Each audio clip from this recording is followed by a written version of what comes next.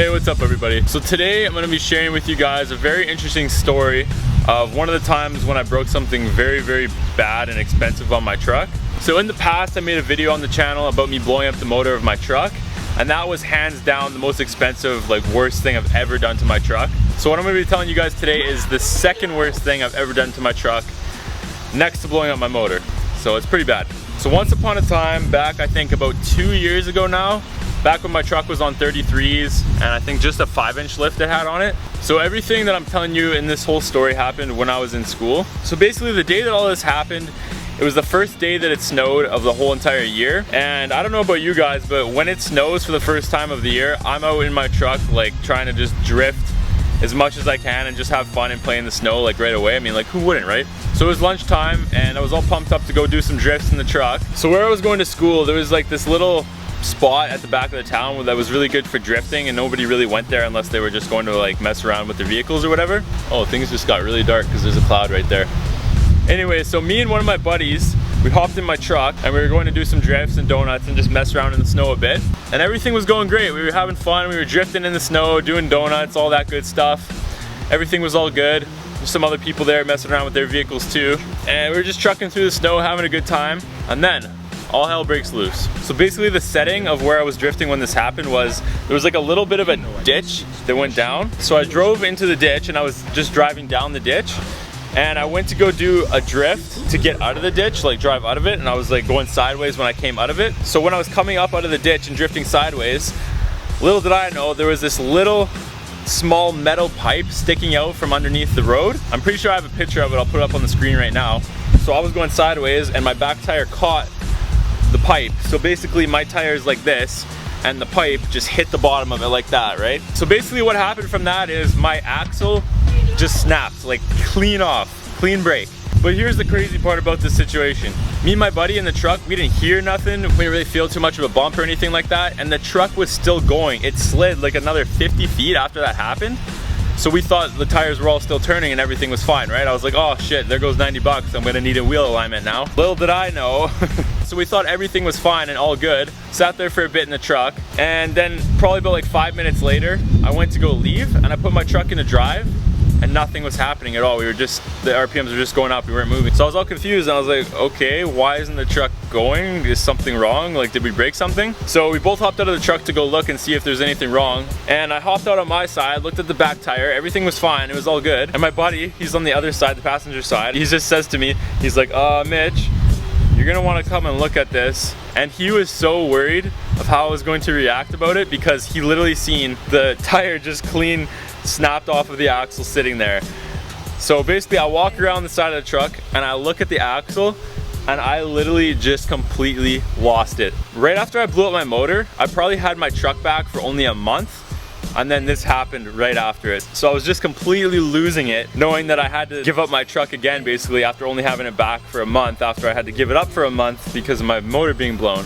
Out of everything that's ever happened in my life to me, I can't think of a moment where I was freaking out and as pissed off as I was when this happened. I was literally just losing my shit. People were all around just looking at the situation, looking what happened, and I was just going berserk in front of everybody. And my buddy that was in the truck with me kind of just backed away a little bit and just left me alone because he was kind of worried that I was gonna start punching my truck and just go on a rampage. So yeah, that was absolutely crazy when that happened. I had no idea what I was gonna do at all. I didn't know who to call because we were in some spot off of main roads and stuff like that, so I didn't know how a tow truck or anything was gonna be able to get to me. And it's not like someone could just tow me because I literally only had one back tire and the other one was an axle, so that wasn't gonna work.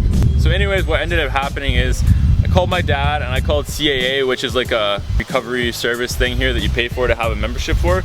And after a little while, a guy came with a flat deck truck. He just loaded it up on the flat deck, and then I wasn't really thinking about bringing it to my normal shop because my normal shop that I bring everything to is literally over an hour drive away from where I was at the time when it happened. So I was searching for a place in the town that I was in when this happened where I could bring the truck that did MPI stuff, which is insurance claims and stuff like that. So I found a dealership 5 minutes away that did claims and stuff like that. So I just, in the moment, wasn't thinking, so I just told them to tow it there. And this place, I'm actually gonna put them on blast right now. It's a Selkirk GMC dealership.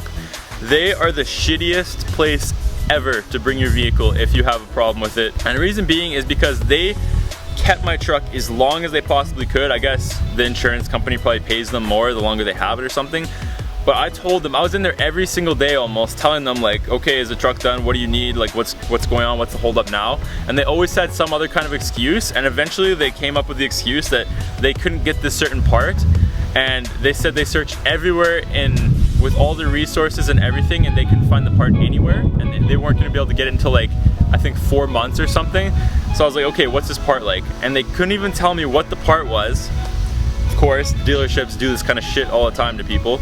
They couldn't even tell me what the part was called or anything like that. So eventually, after being there for like an hour, I got what the part was called and what part they were needing. And I literally phoned my guy up at the shop that I always go to. And he's like, okay, this part, cool, I'll have it for you tomorrow. Literally one day. Dealerships are so stupid. Ben, stop. So after everything is said and done, it literally ended up being at the dealership for probably like 30 days, so a month, which is absolutely stupid just for a snapped axle. I mean, it is kind of bad, but still, that's pretty pathetic. So I'm pretty sure the cost of it was $5,500. Yeah, it costed $5,500 to repair everything. And obviously I had insurance coverage for that, so I wasn't really too pissed about the price. I had to pay, I think, like $600 in betterments, which wasn't nearly as bad at all, so I wasn't complaining. I was just happy to finally get my truck back after a month. Ever since then, I've been a lot more careful of what's around me when I'm drifting and doing donuts and stuff like that, because I always think of that situation, especially having 37s now instead of 33s. That's something that I always think about. Also, with the whole blown motor situation, I know people always comment on some of my videos saying put the pedal down and go through all that shit, but literally what's in the back of my mind, I blew up my motor by going through some water before, right? So if there's so much water there, I'm not just gonna put pedal down and not give a shit, because in the back of my mind, what I'm thinking about is I don't want to get water up in the intake and go through all that shit again. Anyways guys, that is the story of when I snapped my axle. Hopefully you guys enjoyed it, and you know what, since we have a little bit more time left for this video is not too long right now, I'm gonna bring back a couple truck shoutouts for today. So I know I haven't been doing the truck shoutouts for a while, and honestly, when we make mudding videos and stuff like that, I like to just dedicate the whole video to just mudding and stuff. I don't like to have some like vlog and truck shoutouts at the end, really. I just like to kind of wrap up the video and maybe talk for like a minute at the end.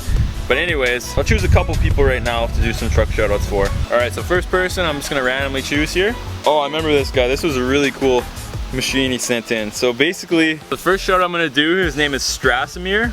I'll put a picture of this rig up on the screen right now. This thing looks insane. I was like, wow, that thing looks very strange and different. But I was talking to this guy, and he's actually from Australia, and he's the only Australian person I've ever had message me something on Instagram for the truck show. So this is pretty cool. So what he drives is called a Colorado LTZ 2015, and he said it's got a 2-inch lift on 32-inch tires. He's got a bull bar, as you can see there, off-road lights, a snorkel, and he said he's got a rear protection bar and more stuff like that. And as you can see, this looks a lot different than lots of the rigs that you see around here and in the States and Canada and shit like that. So it's pretty cool, it's different, so shout out to you, buddy. All right guys, so the next shout out I'm gonna do, which is gonna be the last one for today, their name is White BTCH, which is kind of obviously, yeah. So this guy is part of the Dodge fam, of course. He drives a 97 Dodge Ram 1500, second gen. And as you can see, he's got the tow mirrors up for the haters, so you already know that he's doing it right. And he just got a light bar there, some blacked out headlights and everything blacked out. And honestly, it just looks like a pretty clean rig. And he told me that he calls it white because of obvious reasons, white and stuff like that. So anyways, yeah, I had to bleep that out. You know why? I'll tell you guys why. Because YouTube is a pain in the ass. So since YouTube changed how they pay people and their guidelines and stuff like that on swearing and stuff and inappropriate content, our ad revenue has gone from here to like right here. So yeah guys, YouTube has really been screwing a lot of people over lately with their channels and stuff by implementing these new rules and stuff like that.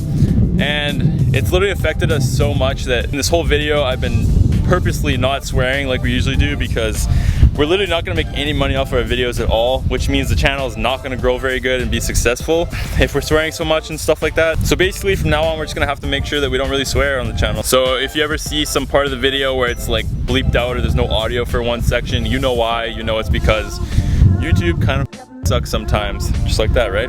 But anyways guys, I hope you enjoyed the story I shared with you guys today. It's a pretty bad situation, but you know what, you learn a lot from stuff like that. And we're like 340 subscribers away from 10,000 right now, so you guys keep pushing it for us. We're gonna do a crazy montage compilation of all the best mudding and off-roading moments ever, for a special 10K video. So keep watching the videos, guys, and until next week, I'll see you guys later.